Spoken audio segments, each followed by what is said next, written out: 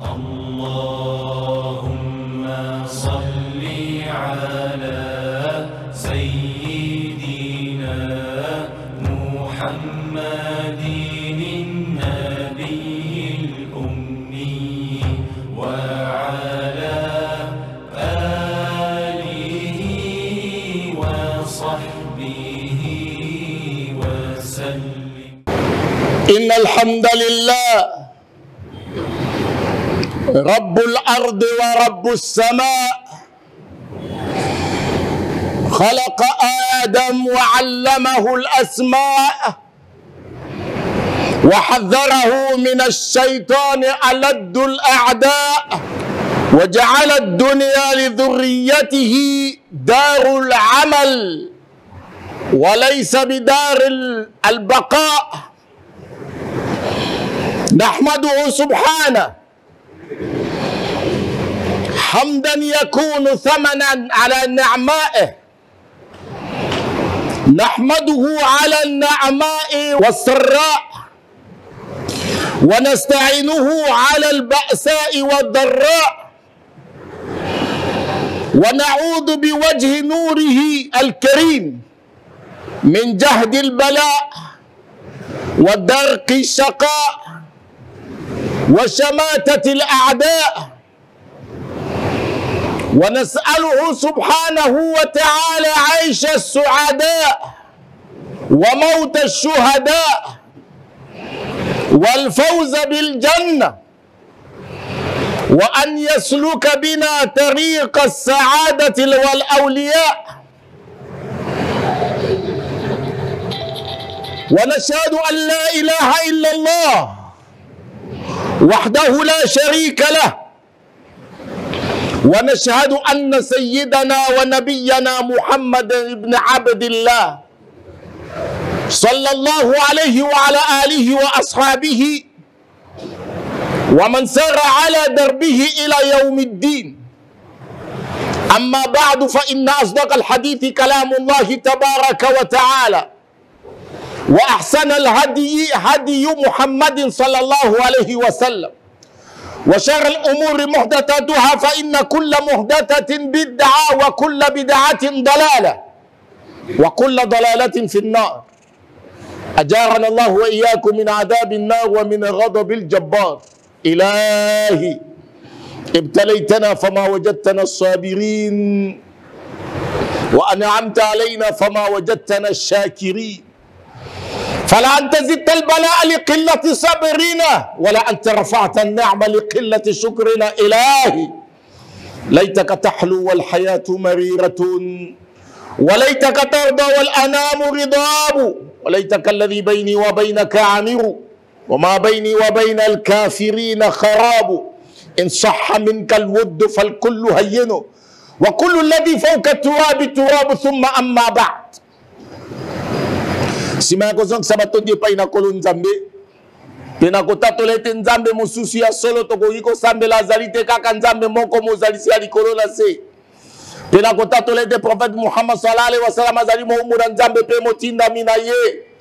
Nzambe atinda kela mokili po te alongola biso na molili alakisa biso nzela ya mwinda, emene biso tina katikati na lola kimia pe obote ya Nzambe zalote ya prophète Muhammad sallallahu alaihi wasallam, na oyo nyonso to akolandaka nzela na ye kino mokolo ya suka.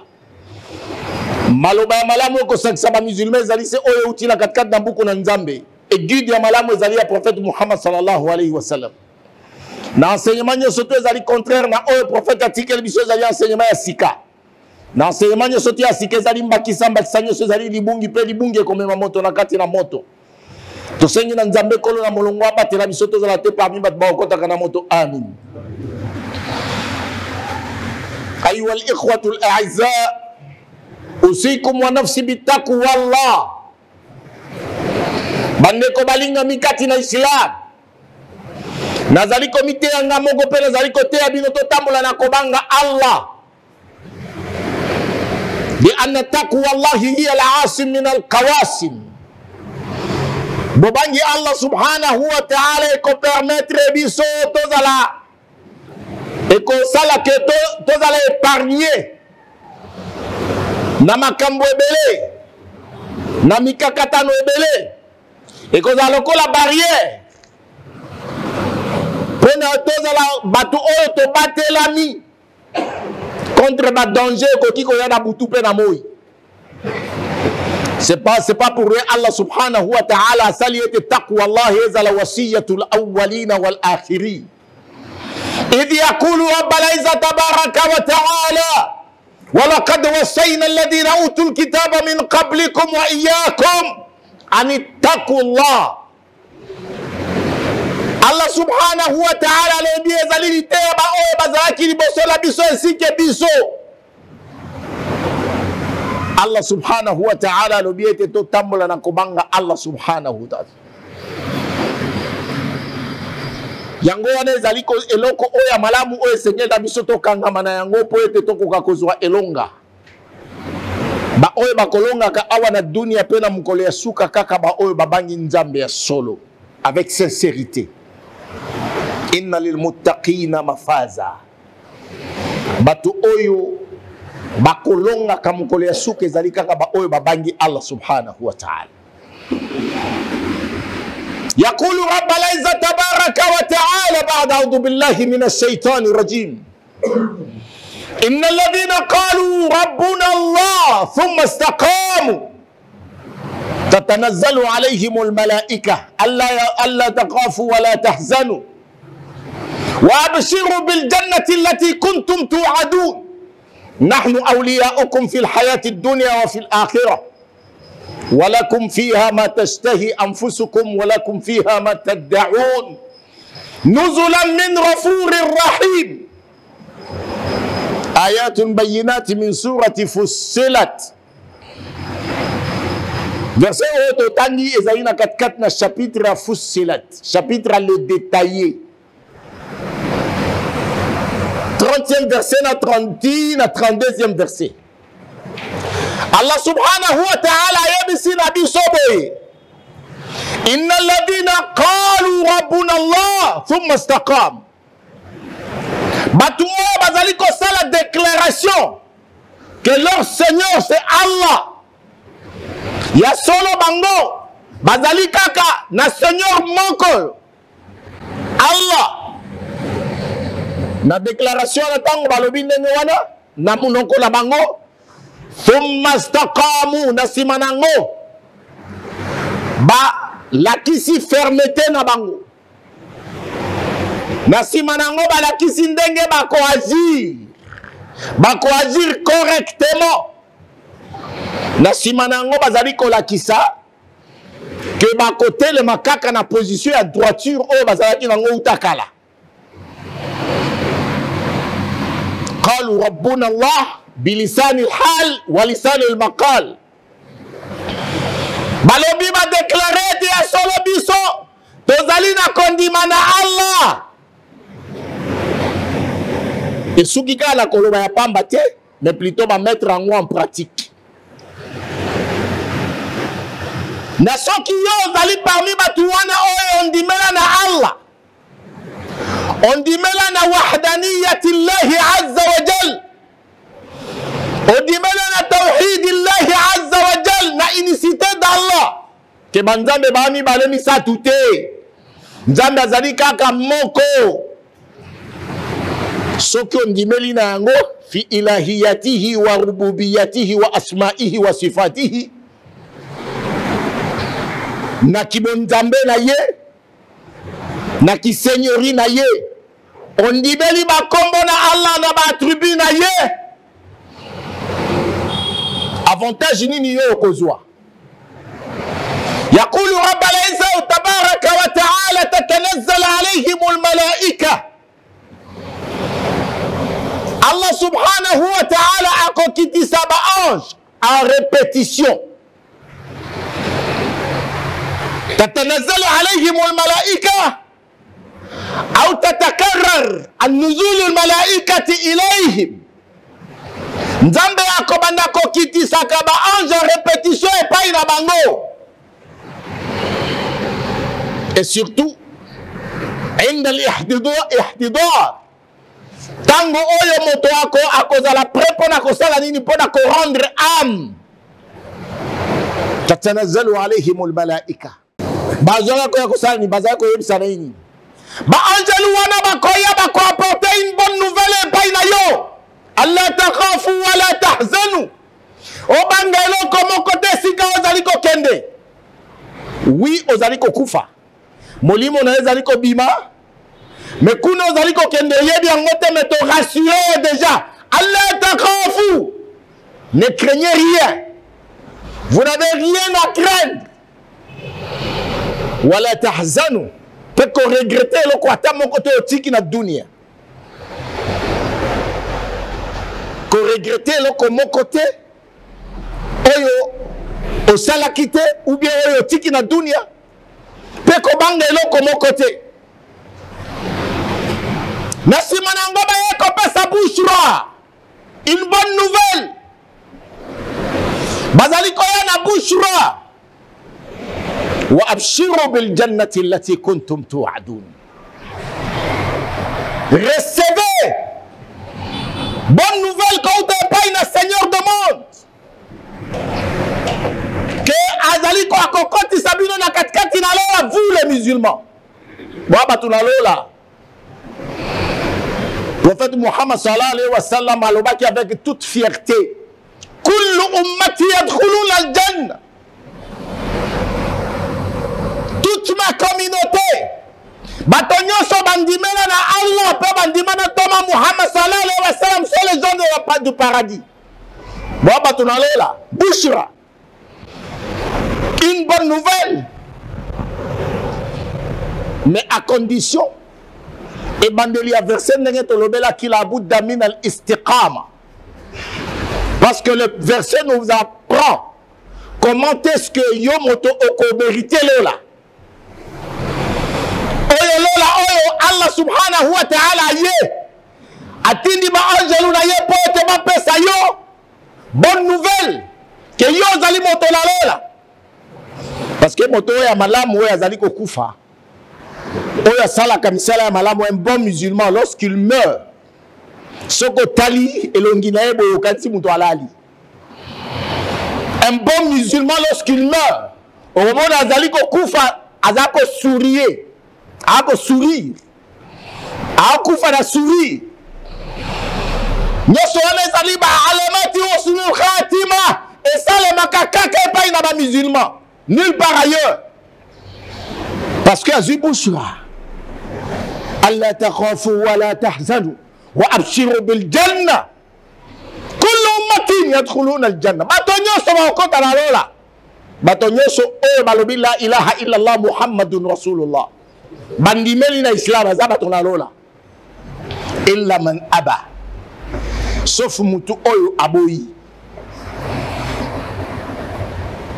qila wa man ya'ba ya rasulallah nani oyo aboyi etoma ya Allah prophète Muhammad sallallahu alayhi wa sallam alobi man ata'ani dakhala al-janna wa man asani faqad aba moto oyo atosi ba enseignement nanga alakisi a manifesté obéissance na maloba na ba enseignement oyo nga na tika qu'on appelle communément sunna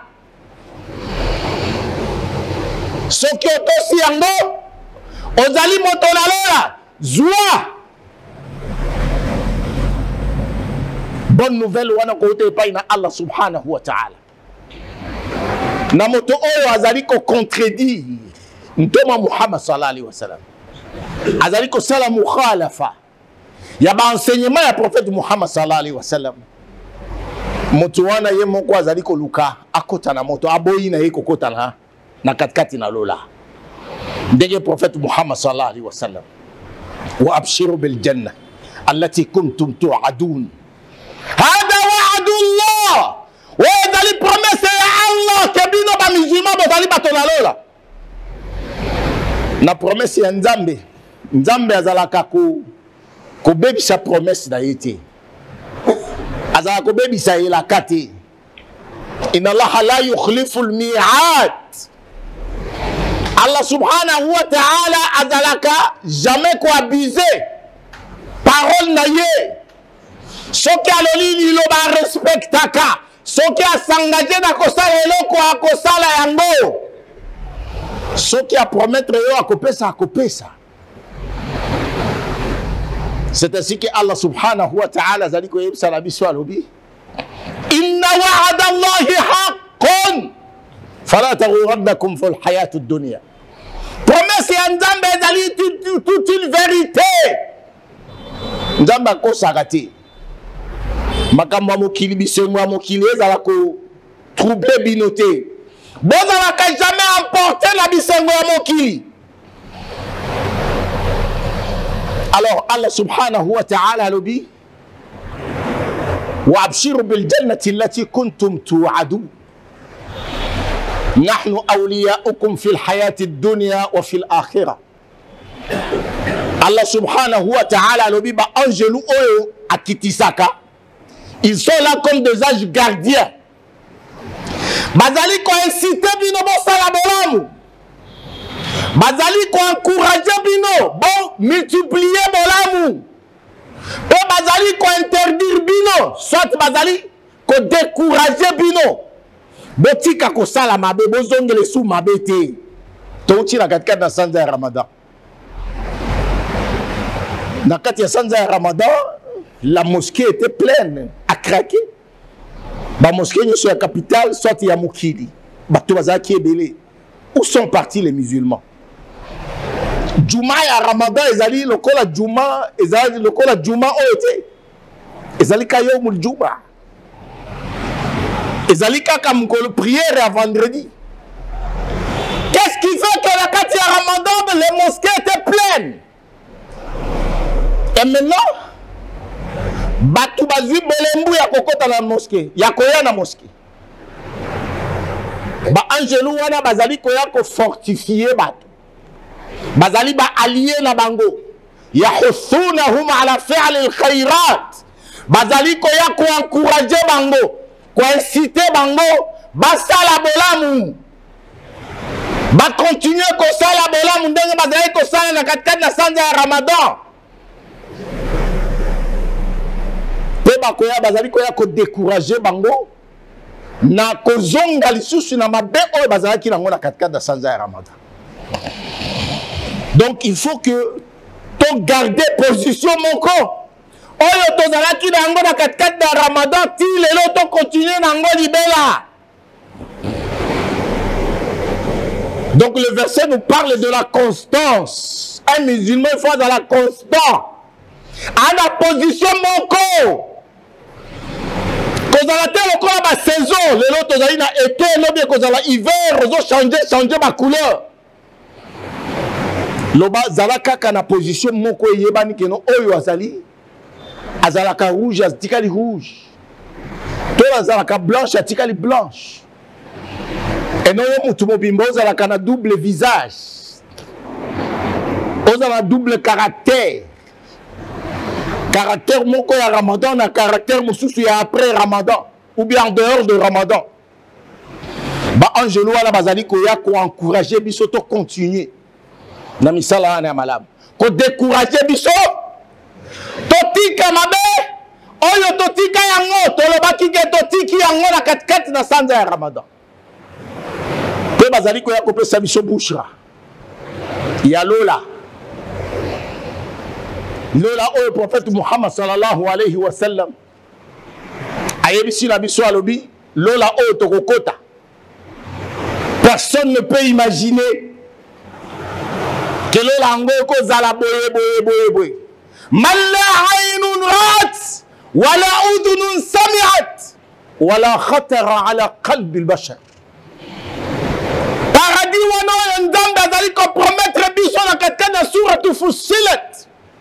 Personne n'a vu et personne n'a entendu parler de ce paradis. Le paradis, on est comme ça, boye. Même à ta imagination, comme boulette, paradis, on est comment? Demande au prophète sallallahu alayhi wa sallam à l'obi. وابشروا بالجنة التي كنتم توعدون نحن أولياؤكم في الحياة الدنيا وفي الآخرة ولكم فيها ما تشتهي أنفسكم. Na katikati la lola wana eloko ni bokozwa. Qu'est-ce que Allah subhanahu wa ta'ala nous réserve dans le paradis?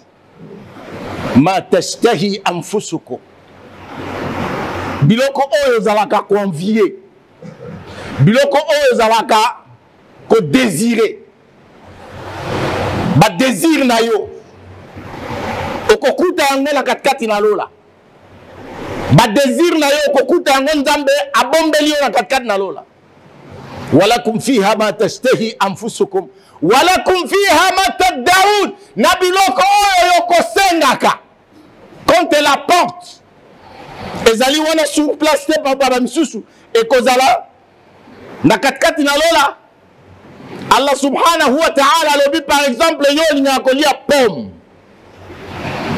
nzete ya pomme ekozala wana nzete ya pomme wana ekokitela yo pembeni okosala effort moko te bilmada kutufuha dania parce que ba branche nango ekozala rapproché na yo de façon que osalika loboko boye obuki manga to obuki pomme oyo lingaka pasi eza te laisa fiha nasabun na katikati na lola ezali na pasi te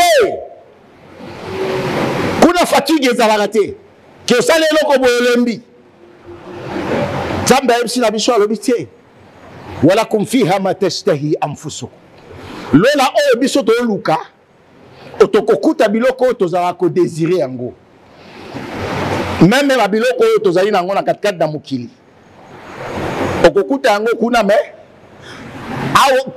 kuna na lola ezali kaka bakombo ya pamba ce ne sont pas de réels oyo bozalaka kolia yango awa prophète sallallahu alayhi wa sallam alobi ma fil jannati illa al asma ba oyo okokuta yango na katikati na lola ezali kaka bakombo ya pamba soki bayebisi yo pomme eya pomme lokola oyo ya bino awa te soki bayebisi na yo baraisin eza lokola oyo ya bino awa te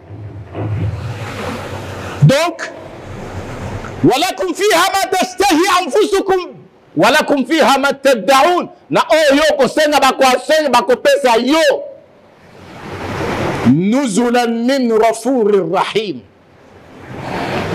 ndako oyo bakopesa yo hospitalité oyo okozwa na katikati na lola wana ezali kouta epai na Ar-Ghafurur Rahim le Dieu qui pardonne qui vous a accordé le pardon pendant le mois de Ramadan et il continue à vous pardonner chaque lundi, jeudi. Le pardonneur par excellence, Al-Ghafur, Ar-Rahim, le très miséricordieux. Et par sa miséricorde, tu vas vivre. Et par sa miséricorde, tu vas kokota kalola. Parce que tu peux côté à kokota kalola na makanisi na ye. To mon côté à kokota lola na nguya na ye. Okota lola illa an yataghammadaka Allah bi rahmatihi et le prophète sallallahu alayhi wa sallam. Nzambe soki a couvrir yo na miséricorde na yo koti na lola. C'est ainsi qu'il y a aussi la bicho alobi hospitalité to kozwa na paradis. Ndako yo bakopesa biso na paradis. Esika oto ko kitela. Ekozala kouta epai na Ar-Ghafurur Rahim. Nasima lango nzambe alobi wa man ahsanu qawlan mimman da'a ila Allah. Il n'y a pas un meilleur musulman. Koleka oyo azali kote liloba na nzambe. Azali ko prêcher liloba na nzambe. Ozali ko prêcher liloba na nzambe na munoko na yo. Ozali ko prêcher liloba na nzambe par ton comportement. Savoir vivre. Na bizaleli na yo. Et Seigneur li bizaleli na yo eloba. Que non, tu es certainement un musulman. Ou tu es certainement une musulmane. C'est pas pour rien Allah subhanahu wa ta'ala yebsi nabi swalobi. Wa qala innani min al-muslimin. Il faut qu'on déclare qu'à tout haut que moi je suis un musulman. Zamede alobi. Wa qala innani min al-muslimin. Moi je suis un musulman. Ngana dali musulman. Koza kobomba identité na yote. Et Seigneur no bimisango polele tato na yango mokili mobimba yeba.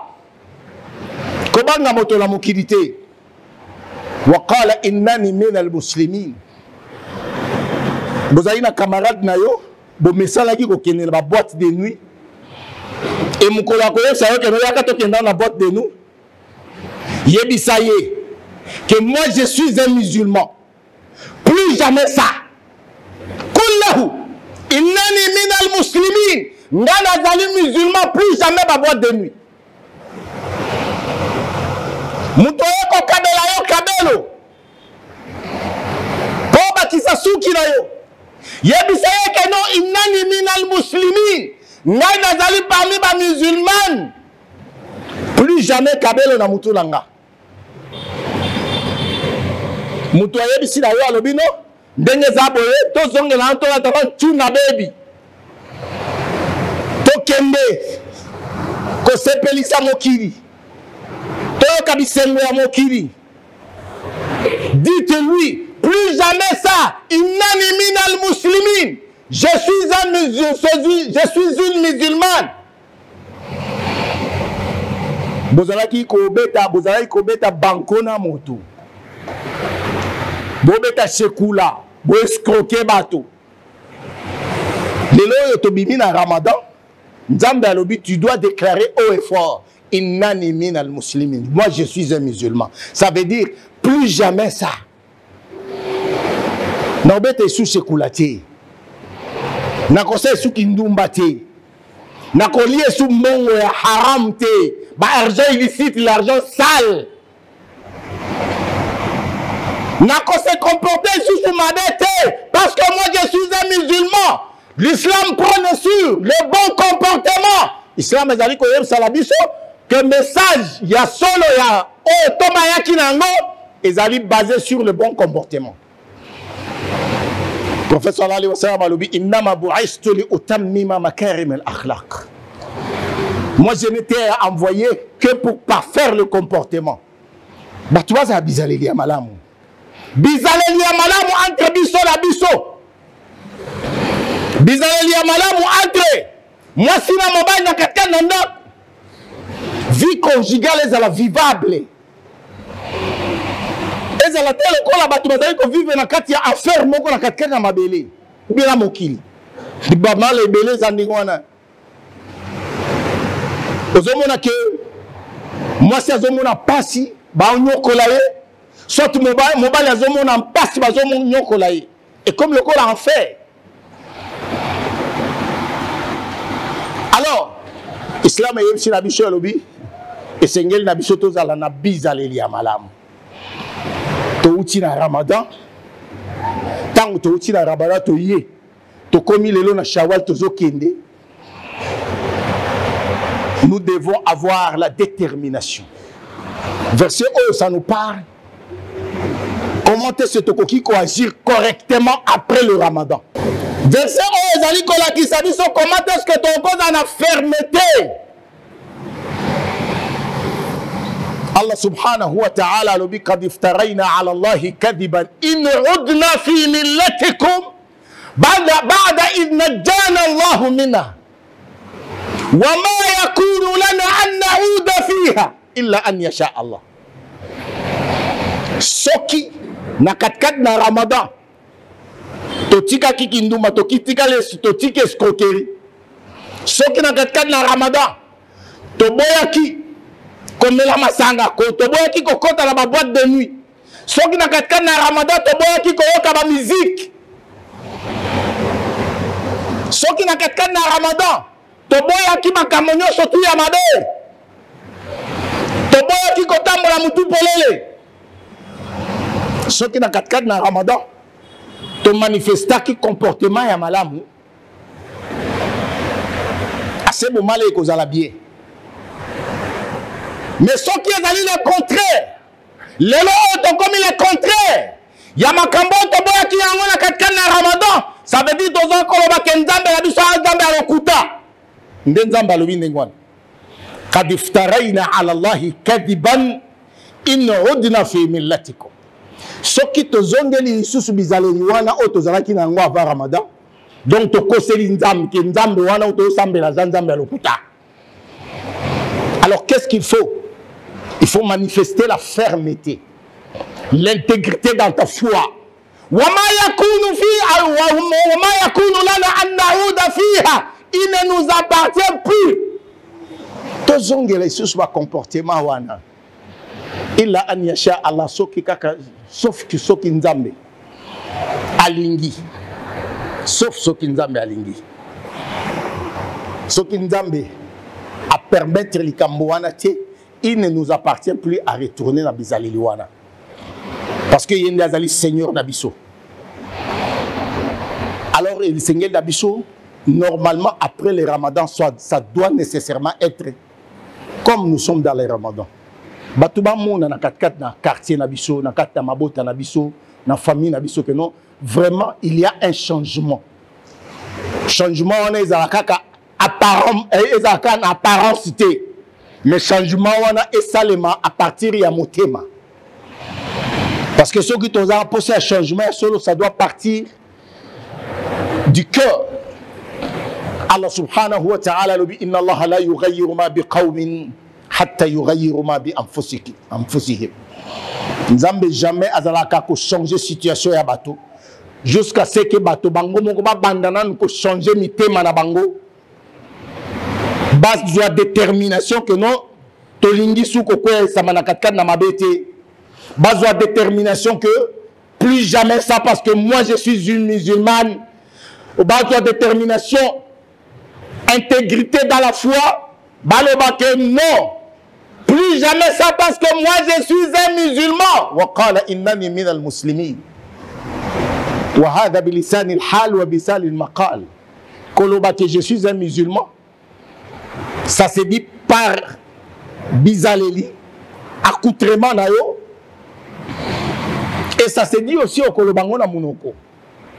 Barakallahu li wa lakum bil Qur'an al-azim wa nafa'ana wa iyyakum min al-ayati wa dhikr al-hakim. Amurukum bima amarakum Allah bi ta'atihi fa'ati'u wa anhaakum amma nahakum Allah an ma'siyatihi fala ta'su. واستغفر الله العظيم لي ولكم فاستغفروه انه هو الغفور الرحيم. الحمد لله الواحد الاحد الفرد الصمد الذي لم يلد ولم يولد ولم يكن له كفوا احد. خلق الخلق فقدر ودبر فيسر وكل ميسر لما خلق له. أشهد أن لا إله إلا الله وحده لا شريك له. أشهد أن محمدا عبده ورسوله صلى الله عليه وعلى آله وأصحابه ومن سار على دربه إلى يوم الدين. أما بعد فإن الله سبحانه وتعالى أمركم بأمر بدأ فيه بنفسه وثنى بملائكته المسبحات بقدسه وثلث بكم أيها المؤمنون من برية جنه وإنسه فقال تعالى مخبرا وآمرا إن الله وملائكته يصلون على النبي يا أيها الذين آمنوا صلوا عليه وسلموا تسليما. اللهم صل على محمد وآل محمد كما صليت على إبراهيم وعلى آل إبراهيم وبارك على محمد وآل محمد كما باركت على إبراهيم وعلى آل إبراهيم في العالمين إنك حميد مجيد. اللهم أرنا الحق حقا وارزقنا اتباعه وأرنا الباطل باطلا وارزقنا اجتنابه. اللهم اقسم لنا من خشيتك ما تحول به بيننا وبين معصيتك ومن طاعتك ما تبلغنا به جنتك ومن اليقين ما تهون به علينا مصائب الدنيا ومتعنا بأسماعنا وأبصارنا وقوتنا أبدا ما أحييتنا اجعله اللهم وارث منا واجعل ثأرنا على من ظلمنا وانصرنا على من عادانا ولا تجعل مصيبتنا في ديننا ولا تجعل الدنيا أكبر همنا ولا مبلغ علمنا ولا إلى النار مصيرنا واجعل الجنة هي دارنا ولا تسلط علينا بذنوبنا من لا يخافك فينا ولا يرحمنا. اللهم قنا شر الأسواء ولا تجعلنا محلا للبلوى.